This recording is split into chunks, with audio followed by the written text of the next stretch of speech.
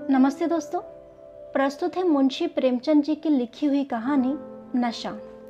ईश्वरी एक बड़े जमींदार का लड़का था और मैं एक गरीब क्लर्क का, जिसके पास मेहनत मजूरी के सिवा और कोई जायदाद नहीं थी। हम दोनों में परस्पर बहसें होती रहती थी।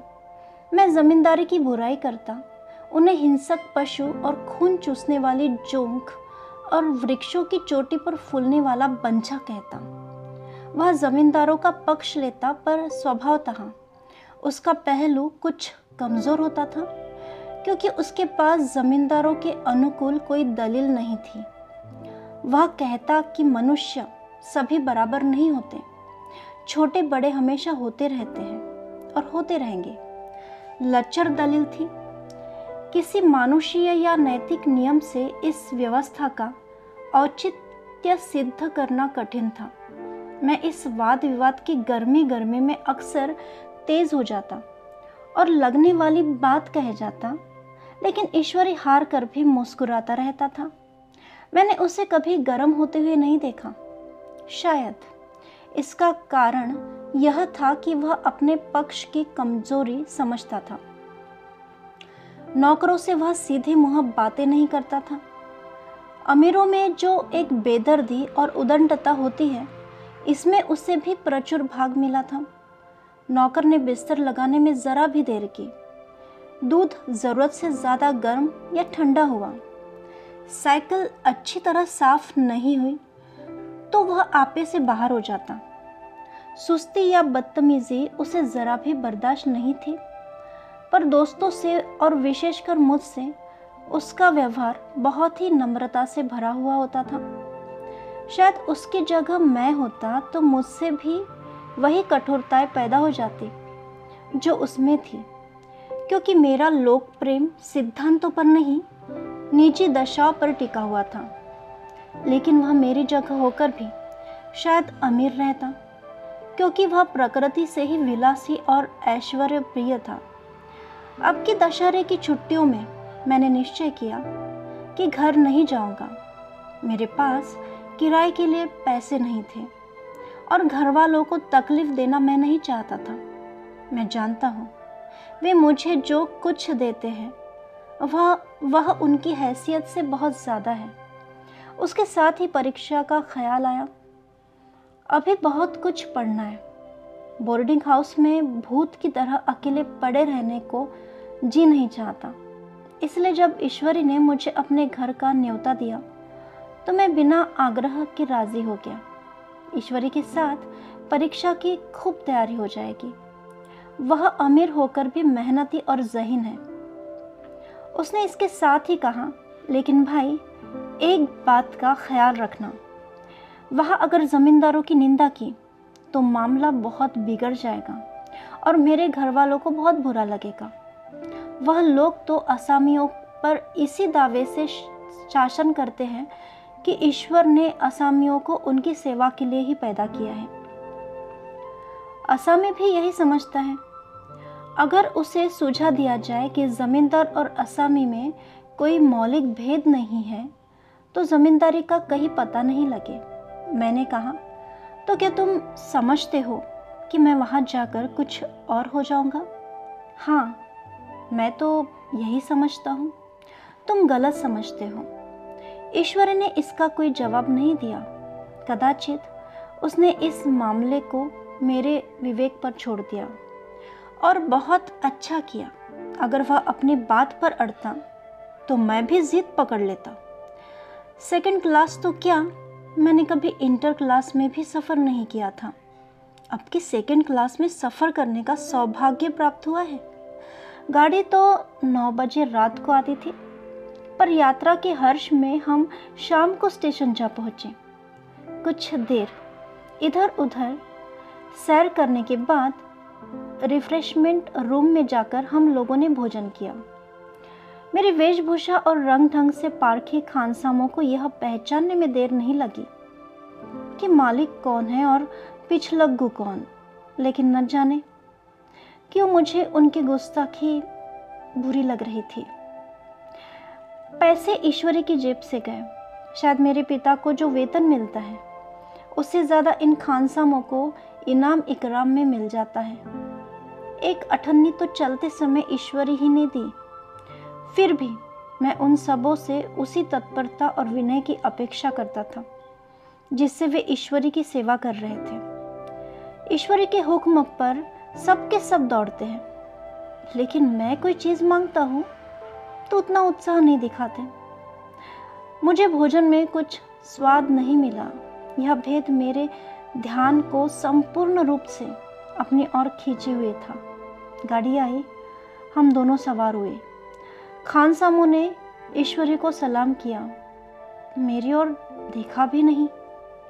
ईश्वरी ने कहा, कितने तमीज़दार है ये सब। एक हमारे नौकर है कि कोई काम करने का ढंग नहीं। मैंने खट्टे मन से कहा, इसी तरह अगर तुम अपने नौकरों को भी 8 आने रोज इनाम दिया करो तो शायद इनसे ज़्यादा तमीज़दार हो जाए।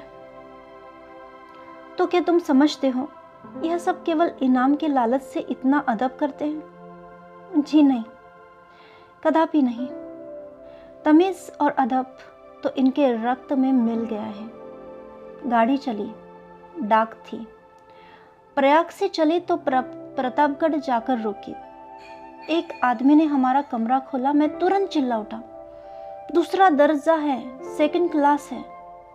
उस मुसाफिर ने डिब्बे के अंदर आकर मेरी और एक विचित्र उपेक्षा की दृष्टि से देखकर कहा, जी हाँ, सेवक इतना समझता है, और बीच वाले बर्थ पर बैठ गया। मुझे कितनी लज्जा आई मैं कह नहीं सकता। भोर होते होते हम लोग मुरादाबाद पहुंचे। स्टेशन पर कई आदमी हमारा स्वागत करने के लिए खड़े थे। 2 भद्र पुरुष थे, 5 बेगार। बेगारों ने हमारा लगेज उठाया। दोनों भद्र पुरुष पीछे पीछे चले। एक मुसलमान था, रियासत अली। दूसरा ब्राह्मण था, राम हरख। दोनों ने मेरी ओर अपरिचित नेत्रों से देखा, मानो कह रहे हो, तुम कौवे होकर हंस के साथ कैसे? रियासत अली ने ईश्वरी से पूछा, यह बाबू साहब क्या आपके साथ पढ़ते हैं? ईश्वरी ने जवाब दिया, हाँ, साथ पढ़ते भी है और साथ रहते भी है। यो कहिए कि आप ही की बदौलत मैं इलाहाबाद पड़ा हुआ हूँ, नहीं कब का लखनऊ चला आया होता। अब कि मैं इन्हें घसीट लाया। इनके घर से कई तार आ चुके, मगर मैंने इनकारी जवाब दिलवा दिए। आखिरी तार तो अर्जेंट था, जिसकी फीस 4 आने प्रति शब्द है, पर यहाँ से भी उसका जवाब इनकारी ही गया। दोनों सज्जनों ने मेरी और चकित नेत्रों से देखा। आतंकित हो जाने की चेष्टा करते जान पड़े। रियासत अली ने अर्धशंका के स्वर में कहा, लेकिन आप बड़े सादे लिबास में रहते हो। ईश्वरी ने शंका निवारण की तरह से कहा, महात्मा गांधी के भक्त है साहब, खद्दर के सिवा कुछ नहीं पहनते। पुराने सारे कपड़े जला डाले। यो कहो कि राजा है। 2.5 लाख सालाना की रियासत है, पर आपकी सूरत देखो तो मालूम होता है कि अभी अनाथालय से पकड़कर आए हैं। राम हरक बोले, अमीरों का ऐसा स्वभाव बहुत कम देखने में आता है, कोई भाप ही नहीं सकता। रियासत अली ने समर्थन किया, आपने महाराजा चांगली को देखा होता तो दांतों तले उंगली दबाते। एक गाढ़े की मिर्जई और चमरौधे जूते पहने बाजारों में घुमा करते थे। सुनते हैं एक बार बेगार में पकड़े गए थे और उन्हीं ने 10 लाख से कॉलेज खोल दिया। मैं मन में कटा जा रहा था, पर न जाने क्या बात थी कि यह सफेद झूठ उस वक्त मुझे हास्यास्पद नहीं जान पड़ा। उसके प्रत्येक वाक्य के साथ मानो मैं उस कल्पित वैभव के समीप तर आता जाता था। मैं शाह सवार नहीं हूँ। हाँ, लड़कपन में कई बार लद्दू घोड़ों पर सवार हुआ हूँ। यहाँ देखा तो 2 कलारास घोड़े हमारे लिए तैयार खड़े थे। मेरी तो जान ही निकल गई। सवार तो हुआ, पर बोटियां कांप रही थी। मैंने चेहरे पर शिकन नहीं पड़ने दी। घोड़े को ईश्वरी के पीछे डाल दिया। खैरियत यह हुई कि ईश्वरी ने घोड़े को तेज नहीं किया, वरना शायद मैं हाथ पैर तुड़वा कर लौटता। संभव है ईश्वरी ने समझ लिया हो कि यह कितने पानी में है। ईश्वरी का घर क्या था? किला था। इमाम बाड़े का सा फाटक, द्वार पर पहरेदार टहलता हुआ, नौकरों का कोई हिसाब नहीं। एक हाथी बंधा हुआ था। ईश्वरी ने अपने पिता, चाचा, ताऊ आदि सबसे मेरा परिचय कराया और उसी अतिशयोक्ति के साथ ऐसी हवा बांधी कि कुछ न पूछिए। नौकर चाकर ही नहीं, घर के लोग भी मेरा सम्मान करने लगे। देहात के जमींदार, लाखों का मुनाफा, मगर पुलिस कांस्टेबल को अफसर समझने वाले। कई महाशय तो मुझे हुजूर हुजूर कहने लगे। जब जरा एकांत हुआ तो मैंने ईश्वरी से कहा, तुम बड़े शैतान हो यार, मेरी मिट्टी को क्यों पलित कर रहे हो? ईश्वरी ने दृढ़ मुस्कान के साथ कहा, इन गधों के सामने यही चाल जरूरी थी, वरना सीधे मुंह बोलते भी नहीं। जरा देर के बाद नाई हमारे पांव दबाने आया। कुंवर लोग स्टेशन से आए, थक गए होंगे। ईश्वरी ने मेरी ओर इशारा करके कहा, पहले कुंवर साहब के पांव दबाओ। मैं चारपाई पर लेटा हुआ था। मेरे जीवन में ऐसा शायद ही कभी हुआ हो कि किसी ने मेरे पांव दबाए हो। मैं इसे अमीरों के चोचले, रईसों का गधापन और बड़े आदमियों की मुठमर्दी और जाने क्या क्या कहकर ईश्वरी का परिहास किया करता था। और आज मैं पोतड़ों का रईस बनने का स्वांग भर रहा था।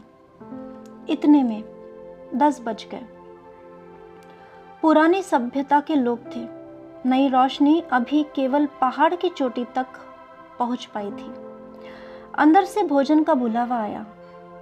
हम स्नान करने चले। मैं हमेशा अपनी धोती खुद छाट लिया करता हूँ, मगर यहाँ मैंने ईश्वरी की भांति अपनी धोती भी छोड़ दी। अपने हाथों अपनी धोती छाटते शर्म आ रही थी। अंदर भोजन करने चले। हॉस्टल में जूते पहले मेज पर जा डटते थे। यहाँ पाँव धोना आवश्यक था। कहार पानी लिए खड़ा था। ईश्वरी ने पाँव बढ़ा दिए। कहार ने उसके पाँव धोए। मैंने भी पाँव बढ़ा दिए। कहार ने मेरे भी पाँव धोए। मेरा वह विचार न जाने कहाँ चला गया था। सोचा था वहाँ देहात में एकाग्र होकर खूब पढ़ेंगे, पर यहाँ सारा दिन सैर सपाटे में कट जाता था। कहीं नदी में बजरे पर सैर कर रहे हैं, कहीं मछलियों या चिड़ियों का शिकार खेल रहे हैं, कहीं पहलवानों की कुश्ती देख रहे हैं, कहीं शतरंज पर जमे हैं। ईश्वरी खूब अंडे मंगवाता और कमरे में स्टोव पर आमलेट बनते। नौकरों का एक जत्था हमेशा घेरे रहता। अपने हाथ पांव हिलाने की कोई ज़रूरत नहीं, केवल ज़बान हिला देना काफ़ी है। नहाने बैठो तो आदमी नहलाने को हाजिर, लेटो तो आदमी पंखा झेलने को खड़े। मैं महात्मा गांधी का कुंवर चेला मशहूर था। भीतर से बाहर तक मेरी धाक थी। नाश्ते में ज़रा भी देर न होने पाए, कहीं कुंवर साहब नाराज न हो जाए, बिछावन ठीक समय पर लग जाए। कुंवर साहब के सोने का समय आ गया। मैं ईश्वरी से भी ज़्यादा नाजुक दिमाग बन गया था, या बनने पर मजबूर किया गया था। ईश्वरी अपने हाथ से बिस्तर बिछा ले, लेकिन कुंवर मेहमान अपने हाथों से कैसे अपना बिछावन बिछा सकते? उनकी महानता में बट्टा लग जाएगा। एक दिन सचमुच यही बात हो गई। ईश्वरी घर में था। शायद अपनी माता से कुछ बातचीत करने में देर हो गई। यहाँ 10 बज गए। मेरी आंखें नींद से झपक रही थी, मगर बिस्तर कैसे लगाऊं? कुंवर जो ठहरा, कोई 11:30 बजे मेहरा आया। बड़ा मुँह लगा नौकर था।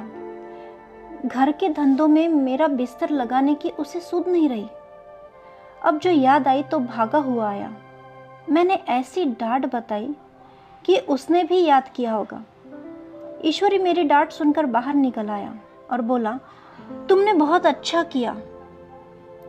यह सब इसी व्यवहार के योग्य है। इसी तरह ईश्वरी एक दिन एक जगह दावत में गया हुआ था। शाम हो गई थी मगर लैंप मेज पर रखा हुआ था।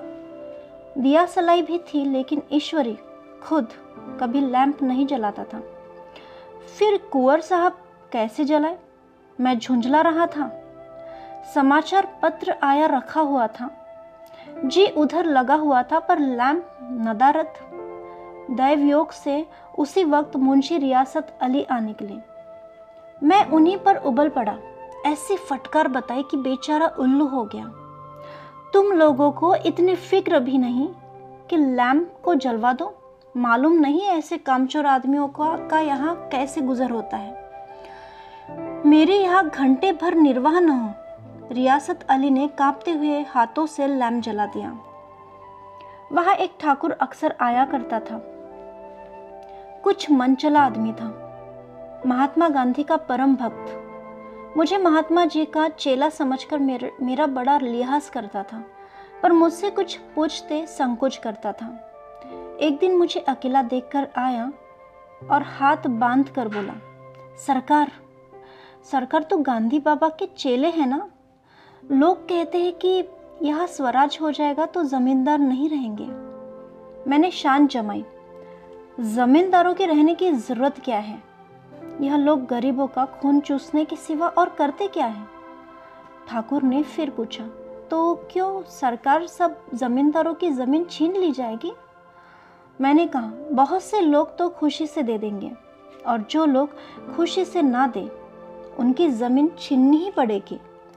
हम लोग तो तैयार बैठे हुए हैं। जो ही स्वराज्य हुआ अपने इलाके असामियों के नाम हिब्बा कर देंगे। मैं कुर्सी पर पाँव लटकाए बैठा था। ठाकुर मेरे पाँव दबाने लगा, फिर बोला, आजकल जमींदार लोग बड़ा जुल्म करते हैं सरकार। हमें भी हुजूर अपने इलाके में थोड़ी सी जमीन दे दो तो चलकर वही आपकी सेवा में रहे। मैंने कहा, अभी तो मेरा कोई अख्तियार नहीं है भाई, लेकिन जो ही अख्तियार मिला मैं सबसे पहले तुम्हें बुलाऊंगा। तुम्हें मोटर ड्राइवरी सिखाकर अपना ड्राइवर बना लूंगा। सुना उस दिन ठाकुर ने खूब भंग पी थी और अपनी स्त्री को भी खूब पीटा और गांव के महाजन से लड़ने पर तैयार हो गया। छुट्टी इस तरह तमाम हुई और हम फिर प्रयाग चले। गांव के बहुत से लोग हम लोगों को पहुंचाने आए। ठाकुर तो हमारे साथ स्टेशन तक आया। मैंने भी अपना पार्ट खूब सफाई से खेला और अपनी कुबेरोचित विनय और दैवत्व की मुहर हर एक हृदय पर लगा दी। जी तो चाहता था हर एक नौकर को अच्छा इनाम दो, लेकिन वह सामर्थ्य कहाँ थी। वापसी टिकट नहीं था, केवल गाड़ी में बैठना ही था। पर गाड़ी आई तो ठसाठस भरी हुई थी। दुर्गा पूजा की छुट्टियां भोग कर सभी लोग लौट रहे थे। सेकंड क्लास में तिल रखने की जगह नहीं। इंटर क्लास की हालत उससे भी बदतर। यह आखिरी गाड़ी थी, किसी तरह रुक नहीं सकते थे। बड़ी मुश्किल से तीसरे दर्जे में जगह मिली। हमारे ऐश्वर्य ने वहाँ अपना रंग जमा लिया, मगर मुझे उसमें बैठना बुरा लग रहा था। आए थे आराम से लेटे लेटे, जा रहे थे सिकुड़े हुए। पहलू बदलने की भी जगह नहीं थी।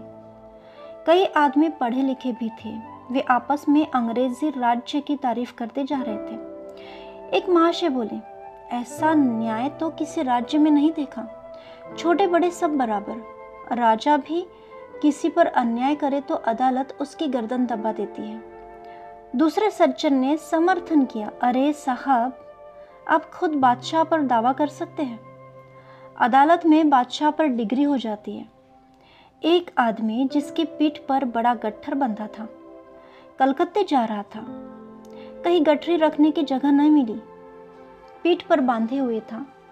इससे बेचैन होकर बार बार द्वार पर खड़ा हो जाता। मैं द्वार के पास ही बैठा हुआ था। उसका बार बार आकर मेरे मुंह को अपनी गठरी से रगड़ना मुझे बहुत बुरा लग रहा था। एक तो हवा यूं ही कम थी, दूसरे उस गवार का आकर मेरे मुंह पर खड़ा हो जाना मानो मेरा गला दबाना था। मैं कुछ देर तक जब्त किए बैठा रहा। यकायक मुझे क्रोध आ गया। मैंने उसे पकड़कर पीछे ठेल दिया और 2 तमाचे जोर जोर से लगाए। उसने आंखें निकालकर कहा, क्यों मारते हो बाबूजी? हमने भी किराया दिया है। मैंने उठकर 2-3 तमाचे और जड़ दिए। गाड़ी में तूफान आ गया। चारों ओर से मुझ पर बौछार पड़ने लगी। अगर इतने नाजुक मिजाज के हो तो अव्वल दर्जे में क्यों नहीं बैठे? कोई बड़ा आदमी होगा तो अपने घर का होगा, मुझे इस तरह मारते तो दिखा देता। क्या कसूर किया था बेचारे ने? गाड़ी में सांस लेने की जगह नहीं, खिड़की पर जरा सांस लेने खड़ा हो गया तो उस पर इतना क्रोध। अमीर होकर क्या आदमी अपनी इंसानियत बिल्कुल खो देता है? यह भी अंग्रेजी राज है जिसका आप बखान कर रहे थे। एक ग्रामीण बोला, दफ्तरन माँ घुसन तो पावत नहीं, उस पर इतना मिजाज। ईश्वरी ने अंग्रेजी में कहा, what an idiot you are Bir. Bir, तुम कितने मूर्ख हो। और मेरा नशा अब कुछ कुछ उतरता हुआ मालूम होता था। कहानी सुनने के लिए बहुत बहुत शुक्रिया दोस्तों। फिर मिलते हैं एक और नई कहानी के साथ।